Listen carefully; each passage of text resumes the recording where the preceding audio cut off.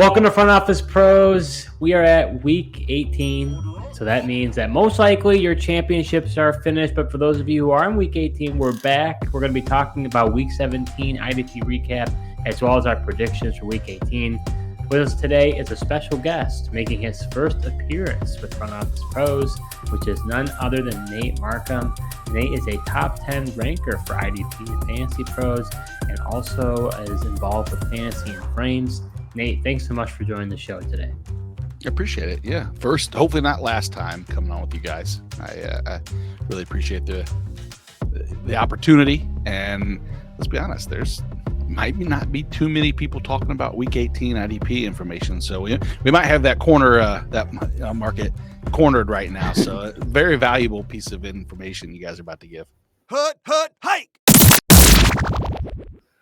That's what we like to hear, Nate. Absolutely. Welcome to be coming back. So let's talk about week 17, guys, or the studs, those who maybe help you win most of your championships out there. Nate, who was your stud from week 17? God, he's been such a stud all year. And that's the earmuffs. The real Josh Allen in fantasy football. Oh, boy. Shout Shout out to the Buffalo Bills, I see. Okay. No. It's a shot in the arm for IDP managers that had Josh Allen on their roster all year. And he did for the third time this season, deliver you 3 sacks. And I believe, if I'm not mistaken, number one, there was nobody that had 3 3-sack games. There's one that had multiple Rashawn Gary. And then there are teams plural, that didn't have 1 3-sack performance from any other players, let alone 3 from the same. So, 6 tackles, 3 for loss, 3 sacks. It was just a testament to what he's done all year, which is he's not been sack or bust completely. He's had a couple of those games, of course, like every edge rusher does. You're just not going to rack up the tackle volume necessarily needed to support a positive floor. But that ceiling is, I don't know how high that ceiling is. I don't expect 3 3-sack performances going forward for him in the future.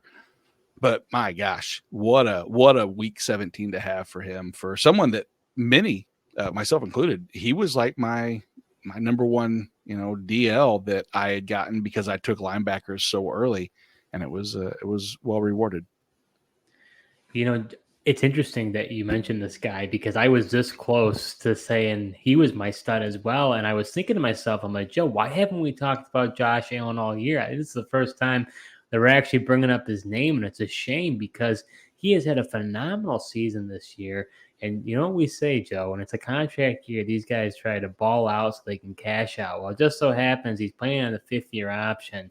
Joe, you used to own Josh Allen. Are you kind of kicking yourself for not owning this guy? You got rid of him a little bit earlier. You never really blossomed. He's finally blossomed. I'm also interested in the NFL side here.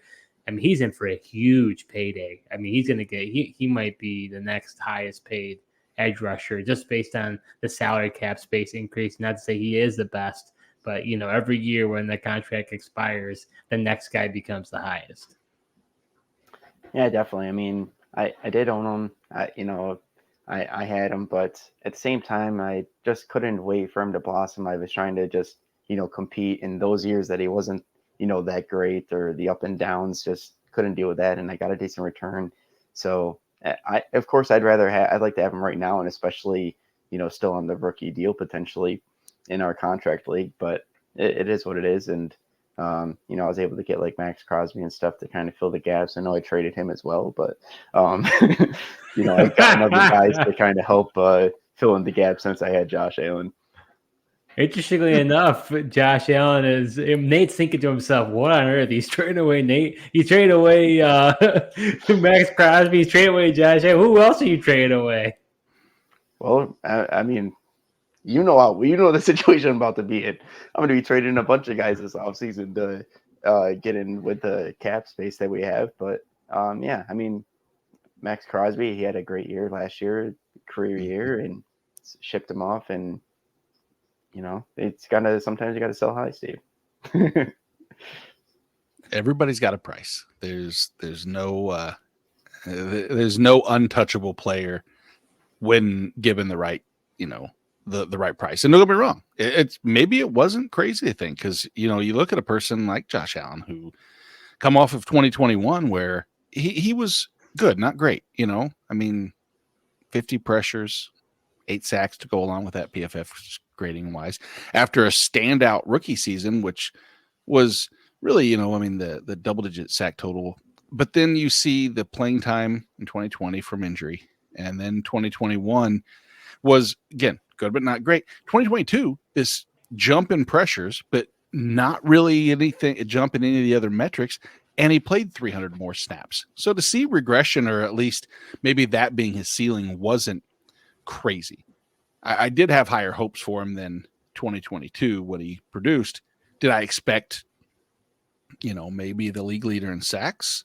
I can't say I was that high on him, but I was definitely higher on my pre-draft rankings over at Fantasy Pros of Josh Allen than most. He was I think I was the second highest on him of anybody. And so this isn't a pick just to tout the Fantasy Pros rankings from the draft, but it just happened to coincide that he came out in the most grandiose stage, the championship for many, but maybe he has 1 week left in him for week 18. So, Joe, who do you have as your stud from week 17? Yeah, the stud I'm going with also had 3 sacks, and that's Aiden Hutchinson. He had a dominant performance against the Cowboys, and he also made the plays in key moments for the defense as well, including his 3rd sack in the game that took the Cowboys out of field goal range and forced them to have to punt. Now, Jared Goff did go ahead and ruin it and throw the pick, and they end up kicking a field goal later to get it to that touchdown lead, but at the time it was a big thing. And Hutchinson's a guy we've talked about getting the pressures, but just not recording the sacks and, consistently getting those sack numbers. But here he was able to get the 3 sacks. He had 5 solo tackles, 4 tackles for loss, and forced a fumble. So it was nice to see a guy that's been getting there, pressuring, finally record those sacks in the game. Yeah, we've definitely talked about him. He's a guy who the pressures would indicate that it's going to happen, and it just, hasn't been happening. But that this was a big blow up game, and just because of the name, I feel like you have to play him. It's interesting. I feel like this is not the same type of comparison. Max Crosby was a 4th round pick. Aiden Hutchinson, was I believe the number 2 pick overall. So it's like, it's a completely different situation. But what I've heard, some comparisons, I'm curious, Nate, what you think. I've heard that people are expecting Aiden Hutchinson to take like the meteoric rise that Max Crosby did, because Max Crosby had a ton of pressures 2 years ago, I want to say. Then that next year he went absolutely off, and now he's been, really good these past 2 seasons. Do you see the same type of jump for Aiden Hutchinson going forward into 2024? Yeah, to compare to the same jump, sacks are definitely a quasi-earned stat. There's no doubt. Sometimes you can just fall into some sacks and seeing that. But I think the consistency and that potential ceiling that he possesses is definitely I don't want to say it's higher than Max Crosby, because what we've seen from Max has been anything short of, hard to say, maybe the best in the there's many people that will say he's the best edge rusher in the league, and rightfully so. And I can back that up with maybe 5 people on that list. I think that Hutchinson I think he's getting there really, really quick. And like you said, it's hard to look for the people looking just on the surface. Yeah, you won't see the numbers a la Max Crosby, but the underlying numbers, and watching them on tape, the tape bros are going to 100% say that Hutchinson's there, if not ahead of Max, just day in and day out, or week in and week out. The kid he's special. There's no doubt. It'd be nice if they had someone, multiple pieces across the line to even help offset the number of double teams that he's seeing week in and week out. That would be a definite plus. Yeah, I think that's what, crazy that this was done. And, Lee McNeil's been out, who is having a good year and being able to kind of be a force in the inside, which helps the edge guys. But he's been on the IR and still having this, 3-sack game. But I think it's interesting you talk about Max Crosby, Steve. I mean, both of these guys just have like that relentless attitude and high motor and just the will and want to make the plays on every single play that they're out there.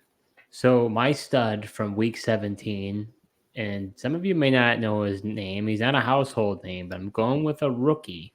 And maybe I'm just thinking about now we're going to 2024. He won't be a rookie anymore. So I got to give him his props. But it's quarterback Tyrique Stevenson, Chicago Bears, a former second-round pick out of Miami, Florida. He's had an impressive rookie season so far, playing across from Jalen Johnson, who we know is going to be a free agent. He's most likely going to get paid. He's had a really big season this year.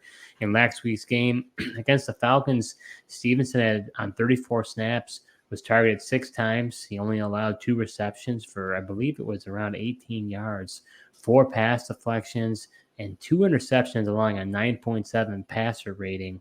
On the season, he's top 10 in tackles. He's tied for 5th in interceptions and has 15 pass deflections on the year. In cornerback required leagues, Joe, we talk about this quite a bit. I think the key to having a really good corner is if you have 2 solid ones, because if you just have one stud guy, then he's just going to be an island and he won't be targeted at all. So it helps that you have Stevenson and Jalen Johnson. In our home league, Stevenson was the cornerback 9. And if they are able to keep Jalen Johnson and Matt Eberflus comes back, which I think it sounds like he will, a little bit to my surprise, I think Stevenson could be a rising star. Yeah, I agree, especially if Jalen Johnson is able to stay there, like you mentioned, having the 2 guys on the outside, that definitely is a key. And especially, it's that number 2 guy, and I think it helps it being a rookie too, teams just wanting to test him and see if they can beat him. Being the guy that's not the name recognition really helps, and you get the targets and the opportunities to make the big plays that he's been making. Honestly, it's just interesting, too, just for Chicago Bears defense as a whole. I mean, you've really seen a transformation these past, 4 or 5 weeks. I mean, ever since Montez Sweat came in the building, I guess the culture has completely changed. I mean, is this Bears defense one to start to kind of – there's a lot of possible – you got TJ Edwards, you got Tremaine Edmonds, guys who have been okay. they only have huge pieces on that defense. Is this a team that possibly, with all the draft capital they could have, is this a team that could start to collect, quite a bit of assets on that defense and be a team to be focusing on going forward? I can say I'm very intrigued with how they can turn this, this first pick into, or what they will do. I think that's going to be the storyline going into the draft, of course, is it going to be Caleb Williams? Is it going to be, can you fetch a first round pick for, Justin Fields? And if you can hold on to Fields and trade that first pick and move down, or maybe move down 1 or 2 spots and then trade that secondary pick down, they could. I think the assets, they definitely have quote unquote weaknesses at multiple different areas, but they're not as grandiose as what was once thought. I think, like you said, when Montez Sweat came over, and I'll be the first to admit, I thought that was an overpay. I didn't really care for Montez Sweat. I thought the underlying numbers didn't support what he was doing in Washington. I thought having the Deron Paynes and the Chase Youngs, as bad as Chase Young necessarily had been prior to weeks, maybe really 1 through 6, but I thought that was what built him up and made Montez Sweat better, was the surrounding cast. And then coming to Chicago, I just expected him to fall off completely. And I was wrong. And I'll be the first to take the L on that if you had a chance to buy Montez Sweat before coming to Chicago, you benefited greatly. And I think Chicago benefited greatly. And I'd love to see them add whatever that piece may be. If that's just depth, and I think that's the one thing is we've learned depth on the defensive line has been paramount to team success. We're seeing that more and more with a lot of the successful teams, to have a rotation, have good inside, have big enough edge rushers that can move inside if need be. They're capable of playing, maybe not Max Crosby as 99% of the snaps, but you can find depth across the defensive line.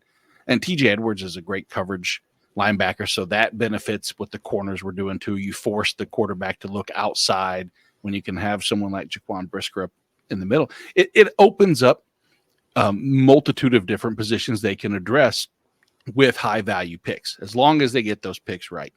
And that obviously is, common sense. Everybody knows you have to get the picks right to be successful, but they're in a great spot. I mean, you couldn't ask for much better going forward other than the unknown.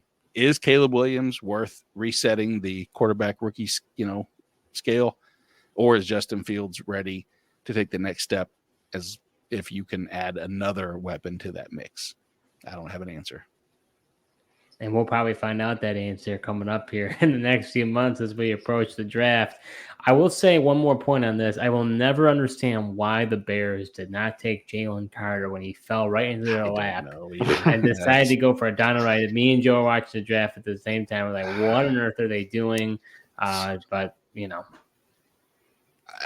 that, to me, I thought that was the biggest fumble of the draft myself. And then secondarily, hindsight, I was wrong on this, is that Detroit wasted all that draft capital, in my opinion, of taking, Jahmyr Gibbs and Jack Campbell and Brian Branch, who I love Brian Branch, but I didn't think it was as necessary as an actual corner to take, considering how bad their secondary was. I didn't think a converted safety that might be a nickel was a priority, especially that early. And you know what? Hey, maybe they know more than I do. Maybe not, because, I'm on with you guys. So that clearly is something on the old resume I need to make sure to add this to. So maybe there'll be teams looking for my information after they see this recording or hear this recording. We'll see. Time will tell. There you go. Put you as references. By all means. So are you enjoying this video so far? Well, if you are, show your support to our new channel by hitting the subscribe button and liking this video. We'll be creating videos all NFL season long, so you're not going to want to miss what we have in store. So heading over to the duds from week 17. Nate, who was your dud? I mean, you make it to this week 17. You've ridden the coattails, if you will, of TJ Watt to 17 sacks on the season, 60 tackles, 8 passes defense, 3 fumble recovery. I mean, all the superlatives you can ask for and all you want against the Seattle offensive line that over the last really 4 weeks has been susceptible to the pass rush. They've allowed enough pressures. You thought, well, this should at least be, something consistent. And it's something that TJ Watt has only done 3 times prior, is not record at least a half sack or a full sack in the game. He does so, maybe he'll have the tackle volume to help at least offset the lack of sacks. And nope, we get nothing. You get 1 solo, 1 assist, and most likely I don't want to say the biggest letdown for me, because there's enough of them to go around. But yeah, when you need TJ Watt to come through and he unfortunately doesn't deliver in that week, that's a rough one. So mine was TJ Watt, and I think probably you could have easily picked him as well, but I'll be interested to see just which ones you guys have. Well, I mean, think rightfully so what you're saying. I mean, TJ Watt, I viewed him as the MVP this year from an IDP standpoint. Recently, gave our MVP picks to the IDP show. And, to me, oh, brother. There's no such thing as a jinx. That is absolutely ridiculous. I have absolutely no superstition. You called him your MVP. Body. He goes out there and throws a dud, man. Well, I didn't have TJ Watt. I wasn't playing for the championship. I wasn't affected by this. What in the world? What were you doing? What were you thinking? Yeah, These poor TJ Watt own. Here we go. The third head in front office pros would disagree with that sentiment, Steve. He needed TJ Watt in the championship. I guess that's true. But you said Justin Matabuki was your MVP, and he did great. I think he got another sack. Yeah, I just don't tend to jinx guys, I guess. Oh, yeah. It's okay. I didn't send my video in. I forgot to send it in. I got distracted and had to apologize to Josh. Hence, I think this was his punishment for me. He sent me. I'm kidding. I'm joking, guys. Only kidding. But I did put which one my MVP was, and he had a pretty good game with 7 tackles and a sack. So I'll let you look at the comments and read that up over at the IDP show. Interesting. Well, we'll see when I say my prediction coming up and see if the player ends up doing well or not. I guess we'll have to monitor it going forward. Yeah, we'll have to see. Yeah, exactly. So, Joe, who was your dud from week 17? Yeah, I went with Carl Granderson this week. What? You love Carl Granderson. Hold on. Yeah, I know, man. And he's been a pretty reliable play, all year. He had been riding 3 straight games with a sack before this game. He had his second lowest grade of the season, according to PFF, with a 53.7.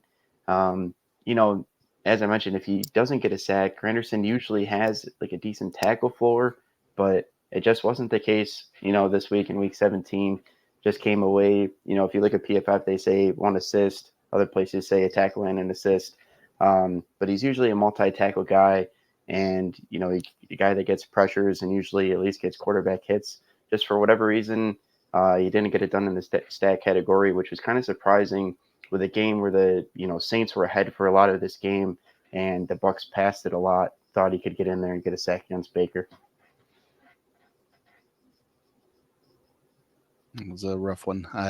Carl Granderson has been one of ours at Fantasy and Frames, must drafts, and I will say the guys over there that really wrote him up did a great job of highlighting him before the season, and he did not get jinxed by our watch column or must draft column. So hopefully, maybe the people just didn't make the championship that had him on their team, and he didn't really let him down. Sorry. Well, believe it or not, I was not a fan of Carl Granderson, so I guess. No, when I told you I wanted him in the free agency and I got him on the cheap, you're like, really, Carl Granderson? You want him? And I'm like, oh yeah, I want this guy. There you go. Well, I mean, in my view, you have Cam Jordan, you got maybe a tweener and Peyton Turner, who maybe a possibility is he going to step in. Then they draft Isaiah Foskey in the second round at Notre Dame. So in my view, I was like, there's no really clear guy. Granderson really hasn't done anything, but I guess the Saints know how to do it. I mean, guys pop out of nowhere. I mean, who was Trey Hendrickson? Trey Hendrickson had like a year, I think a anomaly of a year, and all of a sudden now people are saying he's an MVP, IDP MVP, what he's doing in Cincinnati, So I don't know what it is about New Orleans. They just they know how to come up with these guys.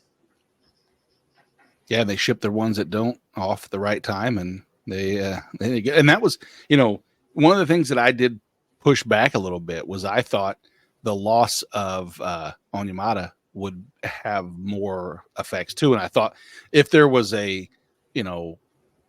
let's kind of pull back the reins just a little bit on Granderson was that, and it hadn't mattered. Kalen Saunders, when he came over, who's really done well, and even Brian Bresee isn't see the volume quite yet, but they did a good job of supporting that defensive line, and hopefully the rest will follow suit. I say hopefully, I don't really care. I'm not a Saints fan, but I say that for the Saints fans listening. I do want you to think that I'm supportive of your team when I'm not.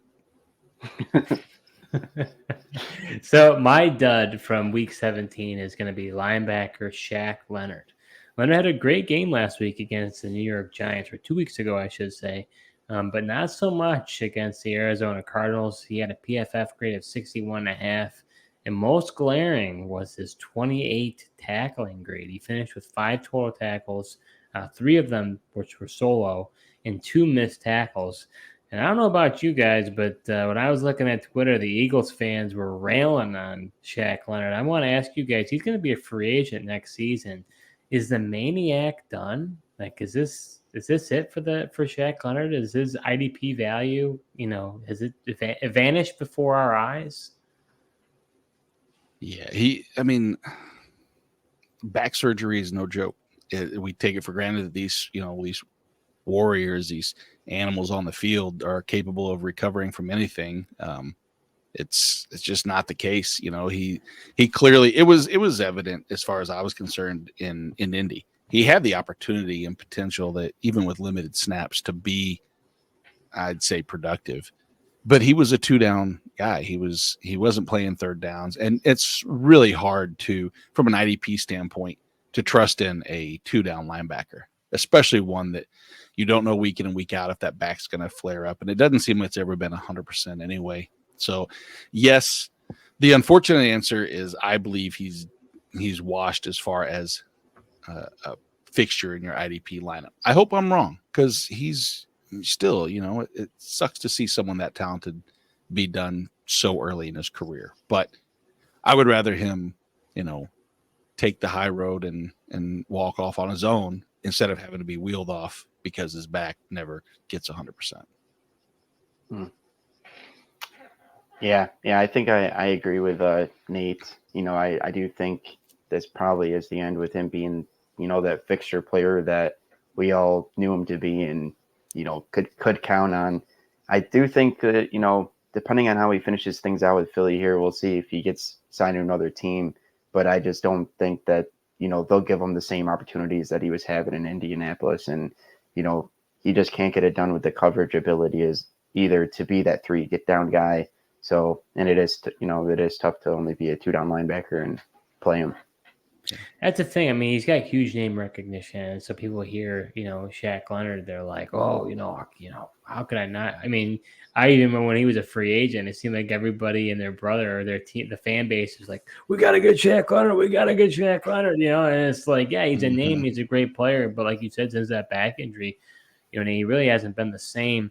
I kind of wonder if, whatever. I mean, we're just speculating here, but I wonder if he would have been better off going to Dallas, to be honest with you. I mean, I know he knew Nate Sirianni, in his days in Indianapolis. I just wonder if he would have been better off, partnering with Dan Quinn, more of, having that strong defensive coordinator presence, could just be able to highlight more his skills versus, who even is a defensive coordinator right now for the Eagles? Is it Matt Patricia right now? I mean, technically. So I don't know. I wonder if he'd be better. So I think my prediction is he has one more stop, but he's going to have to fight, and he may even be a surprise training camp cut if he's not able to do it, because I think he's going to have to earn a spot. Yeah, I agree. And there'll be speculation. That'll be a conversation for 25 different shows of people trying to figure out what the best landing spot is, who has two or at least multiple coverage linebackers that can rotate in or at least come in and play, and he can be a one and first, second down linebacker, or he'll be in the best shape of his career. We'll see that and hear that plenty of times, I'm sure. And then when he does, the speculation will continue to grow, and he'll end up, being in insert your team. And I don't know the answer to that, riddle. And I'm sure that we'll all have our speculative guesses here soon. So heading over to week 18, for those leagues that are, hey, you're fighting, this is your time for your championship, or it's a 2-week championship, whether, you're gutsy and you play week 18 as your championship. Nate, what's your tip for those out there? Who should they be starting?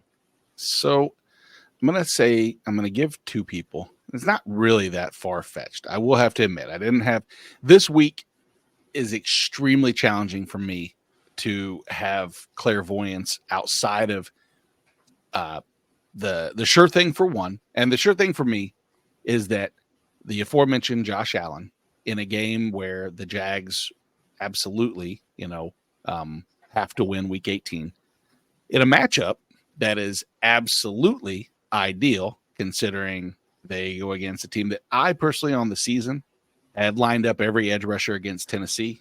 And I thought it's tried and true. It's a method that works. You start your edge rushers against Tennessee, and they're going to get to the quarterback. I think that it's twofold. Number one, Josh Allen gets there. But 2, I'm going to go out on a limb and say he gets multiple sacks, not 3 maybe, and he ends up leading the league in sacks this year, because I think that he will do something. I think there's more motivation. I think the guys that are close, and there's one other person who I think could give him a run, and that's going to require a really big game. And so, number 1, obviously, start Josh Allen, which you're going to anyway. Number 2 is this particular edge rusher, stay on the edge rush train, is going to do something that hasn't been done since week number 11 in 2021. And that is, this person's going to sack Blaine Gabbert. This is Khalil Mack. Blaine Gabbert, yes, not Patrick Mahomes, because I do believe that I'm going to be jinxed being at the game that they will sit Mahomes for 3 of the 4 quarters, and it will be Blaine Gabbert, who is not quite as fleet of foot. And Khalil Mack has shown that if there was one game, he's had one off game realistically this season. Now, there might be some games he didn't necessarily have the the 50-point outing like he did in week 4. But that game against Kansas City last time out, he had 1 assisted tackle, and that was it. And you know he's hungry to get to the Chiefs. Since that week 7 appearance, he's had really no less than at least 5 tackles in all but 2 games and multiple sacks in 4 of those games since then. So I do love Khalil Mack. If you were questioning if starting a Chargers edge rusher in a game that means nothing to them, means nothing to your team, it does mean something to Khalil Mack because, like we said, he also is fighting for that sack total, sack record, sack lead, if you will. And I think that he got the 100 out of the way. So the pressure's kind of off. Now we can just get after Blaine Gabbert. And now I'll be watching. I'm not hoping he does it, but I don't want to let your listeners down. So I come on next week and talk about a dud. So I'm going to say Khalil Mack's going to get to Blaine Gabbert. And there you go. 2 quick points about what you said. I think to tag along here with you, I think that Trayvon Walker also could be an interesting play as well. He has, I believe, 9 sacks on the year. Could possibly get up to 10. That he was number 1 pick overall, and people were thinking that's such a horrible pick. And he hasn't blossomed, but he's been a good complementary piece to Josh Allen this season. I think he's in a little under the radar. He's actually been on, I think, a sack streak recently. Yeah, 3 games. So he's been putting up some good numbers. So I like him as well. And then as far as Mack goes, I got to tell you, I am so frustrated because I was the number 1 seed last year. I had Mack. I needed him to show up, and he was horrible. And all of a sudden, out of nowhere, he comes out. Of course, when Joey Bosa's out for the year, you would think that he'd be doing worse because he'd get double teamed. And yet, no, Khalil Mack decided, hey, I want to show up for 2023, but I don't want to show up for 2022. Well, I traded you away in 2023, and of course you do well when I needed you in 2022. So it just figures. Mack was one of the most frustrating players last year. And, now he's having and the interesting part is he's probably not going to be on the Chargers next year, I don't think. Yeah. That was who my MVP for the video that I did not submit was Khalil Mack. So just because where you could get him, as a DL, well, 1 on the season in many leagues, ranking wise, you can't look at the pre-draft rankings because he didn't really have a ranking. He was undrafted in so many leagues, or at least an afterthought in so many, that he was by far one of the best waiver. And that's not to say that 6 sack production that week is completely supportive of his whole year. His whole year has been phenomenal, even outside of that game. So, sorry to hear that about it. Sorry. Thank you, Nate. Thank you. You're welcome. Very supportive. Yeah, Steve, I've never been that big of a Khalil Mack guy, but he has had a great year this year. And like you said, it's just crazy that he never could really produce with Joey Bosa on the opposite side of him and really get that going. But you get Bosa out of the equation, all of a sudden he's, Khalil Mack from the dominance of when he was a Raider. He has seen a Tuli Tuipulotu to be across from instead. Yeah, I guess so. Who would have thought? Not me. No, people can't. For me to be able to say, Tuli Tuipulotu, and that's probably the most I've stumbled on that all year. I've taken pride in being able to say his name because I've said it so many times for a person who wasn't even on the radar of many, but he's had a really, really good. If there were 4 rookie of the years defensive wise, I think his name would possibly be slipping right into that, that second tier of candidates, but he's fallen off a little bit as of late. So, Joe, what is your IDP pro tip of the week for the last week in the 2023 season? Yeah, Nate talked about a juicy matchup with the Tennessee Titans. I'm going to another juicy matchup here and going to go with star Josh Uche this week, as he will be able to line up against Mekhi Becton, who has just been terrible in pass protection. Just watching him in games, he literally sometimes doesn't even get a hand on the edge rusher across from him on some plays, as they go and sack the quarterback. So I like Josh Uche to be able to beat Mekhi Becton and pick up a sack this week. What do you mean, Joe? In the draft process, they were saying Mekhi Becton was a dancing bear. I haven't seen him, man. He looks, pretty stiff, and I don't know. Sometimes I don't know what he's doing or thinking. Sometimes, I mean, you watch the games, and guys will just do it like a simple move where they just kind of cut in and just he doesn't even get a hand on him and just boom, go hit the quarterback. So bad. Now, why Uche? Is it because he's a Michigan man? Is a former Michigan player? Like I said, Anthony Jennings is usually on the other side, gets to match up against the right tackle. Uche, I believe, should be lining up against left tackle, and that's where Mekhi Becton is. And I like him to be able to take advantage of that matchup. That's why I went with him and didn't go with like an Anthony Jennings or, Dietrich Wise or somebody like that. Well, hopefully he didn't jinx Josh Uche. Maybe Mekhi Becton will have the game of his life. I kind of doubt it. Nate's not counting on it. No. So for all you listening that are in offensive line leagues, if you're looking for a do not start or a reach, it's not Mekhi Becton. I gotta tell you, I've been a fan. I just keep week in and week out. I am so close to putting Josh Uche in my start column in those matchups where he should absolutely smash. And unfortunately, he has those against your Broncos in Denver in week 16. He showed, I mean, he had 6 pressures. He looked the part that game. If you look at the beginning of the season, he started off like gangbusters against Philly, Miami, at the Jets, who he had 5 pressures against last time they played, by the way, in case you're keeping track. He just couldn't put the numbers, and all the people that watch him rave about him, the coaching staff, they say like he's waiting to break out. He's waiting to have that production. And you see it. You see the athleticism and you see the tools that he has in his toolbox. But unfortunately, I don't know what it is. Just something's not there. And maybe this is a week. I promise you, I'll be watching and rooting for him to have that week. And if anything, I can't bet here in Missouri, but maybe there's a chance that I could put together a sack prop for him, and then for Khalil Mack and Josh Allen, and then whoever the final pick would be, depending upon, I guess, position, of course. Hey, Joe can just do it for you. I mean, he's pretty confident all those things will happen, and then I'll just Venmo you. Yeah, are you able to do it once you go to LA for the game? I don't know. Can you bet in California? I assume so, right? I would assume so. Yeah, I mean, I don't know. Yeah, there you go. I don't know for sure. Going back to your point against, Josh Uche against my Broncos, he can personally just write a thank you letter to Russell Wilson for that sack, as Samaje Perine did a tremendous job picking up the blitzer, and all Russell Wilson had to do was step up into the pocket. But no, what does he try to do? He backs up right into Uche and gets the sack.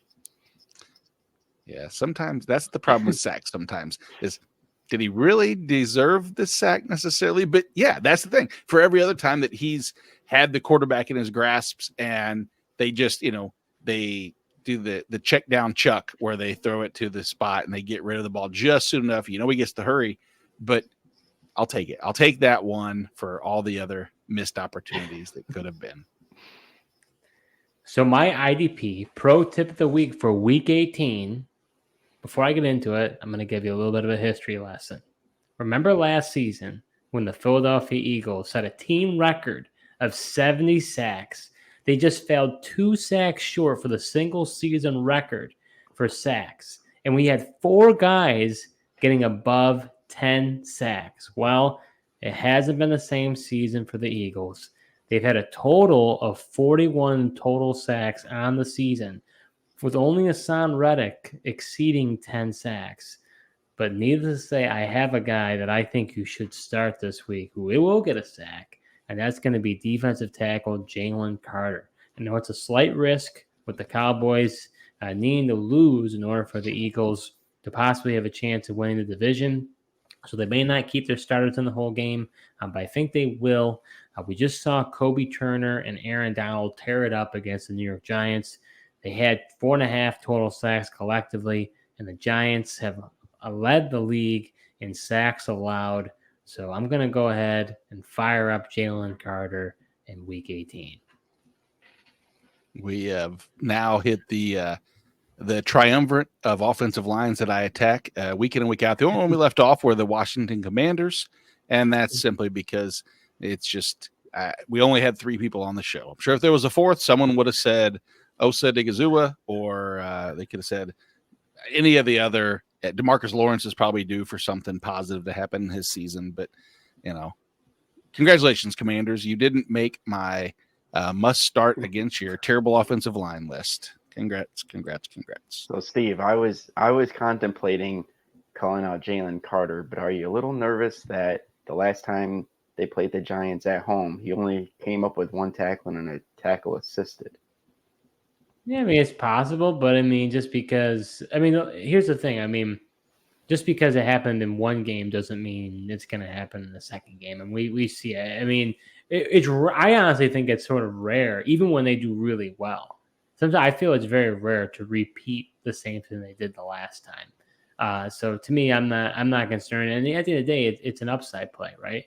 I mean, the matchup is there. And as a result, defensive tackle is not the easiest one to field. And depending on, if you have Matabuke, for example, Ravens might bench their starters. So, you can't play Matabuke. So I think it's one of those things that the matchup is just too dreamy. You got to go with it. Yeah, I love Jalen Carter. Again, like we said, hey, Chicago, you could have had him. Look what you had. You just let it slip. Idiots. Yeah. That's just crazy. Well, Nate, thanks so much for being on the show, ending our 2023 season where we talked about our IDP studs, duds, and our tips of the week. Nate, where can others find your great work? Yeah, thank you. I do want to say thank you guys for having me. And nothing like coming on in I think the most pivotal week possible. So of course we will carry the few to the championship as it's also the most difficult. Because let's be honest, none of us have any clue who's playing and who's not. So just that little piece of advice. Tune in over on the Twitter X at Nate Marcum, NateMarcum. At Fantasy and Frames is probably the better follow, if you will. And then all of my work is over at Fantasy and Frames. You can go to Fantasy Pros, see all my rankings there. And then I don't know what this week has in store for week 18. Just pay attention to, trends and conversation of players, of who might start if you have to make a decision, or ultimately just look at the teams that must win. You know what I mean? I mean, there you go. Bills, Jags, Colts, Texans, Steelers, Bucks, Packers, Seahawks, Saints, Vikings, and Falcons. Those are the teams that have to win to control some of their destiny in some capacity. You'll probably want some of those players. But thank you guys again for having me. I do appreciate it. Great time always on here. Absolutely. It was our pleasure having you on. And it's been a great 2023 season. And as we head into 2024, we'll be talking about IDP and all the dynasty implications. Next week, we got Josh Raymer coming on from the IDP show. We're going to be talking some IDP awards. You're not going to want to miss that. Thank you so much for watching. And until next time.